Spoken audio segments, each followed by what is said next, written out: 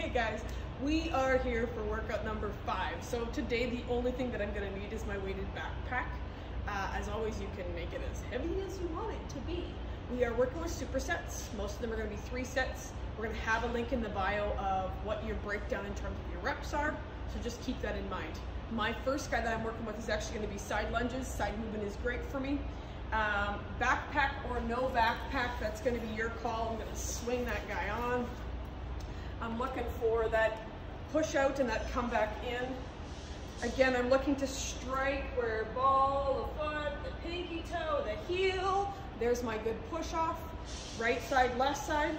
And then I move into air jabs. Feel ridiculous, but what I'm looking for, can I stabilize when I'm doing something that's fast? To me, that's a point of an air jab. I am not a boxer by any means, so lock it in the front, lock it in the back, side to side, quick as I can. Again, can I stabilize in quick movement? That's the point. That's superset number 1. Number 2 gets my backpack. I'm gonna go on what we call a half kneel.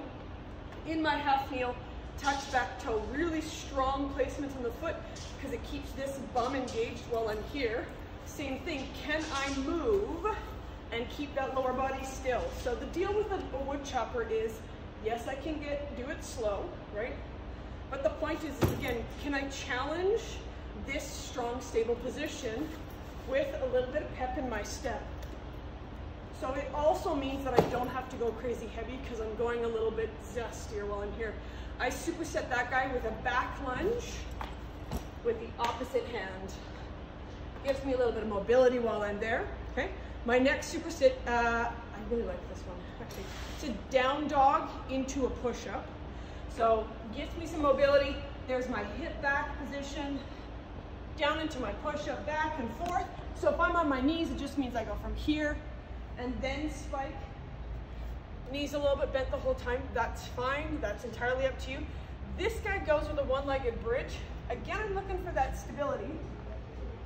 So I go engagement here, engagement in my glutes, there's my up, whew, hands up. I'm gonna stabilize there, find my 1 foot, then I'm gonna move to see, can I keep this moving together while I'm here? That takes me right into my next superset, which is a little bit different. I take my legs into, some people call it a shin box, that's what we're gonna call it, or mermaid style. Option 1 is hand to the floor. I'm trying to use this glute to push this and open this hip forward. If I can do this and not use hands, I will. So depending on how it feels. That guy goes with a side plank marching position. So how it works, I'm stacked or I'm stacked. If I'm doing from the knee, I'm only gonna march the top leg.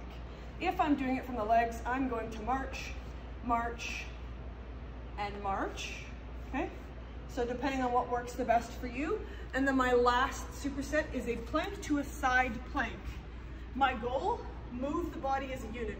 So I'm hinging off that shoulder joint, but I shouldn't see like my hips are lagging behind or that my hips are leading. I'm trying to move as a unit. So I've got a wider foot placement.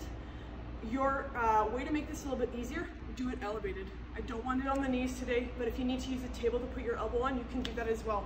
So I go wide foot, right, tight front, tight back, side plank, front plank, side plank, front plank.